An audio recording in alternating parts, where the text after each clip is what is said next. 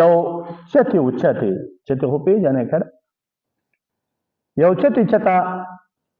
په تار کې خپې ایښتې وې او داسې ایښتې وې چې غریب خپې کولاولی نه شوې ځان یې نه شو خلاصولی ډېر ټوپونه ووال د پاسه پې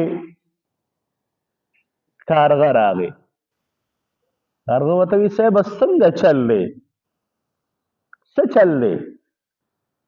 کارغه ته خو پته و چې دا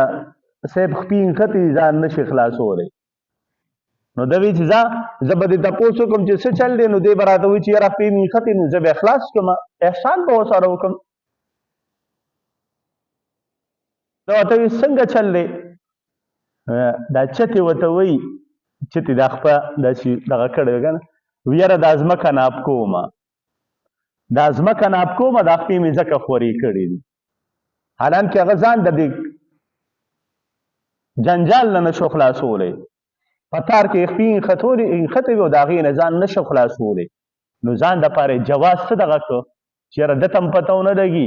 نو وایي دا خپې یې غځولې وي یاره دا ځمکه ناب کومه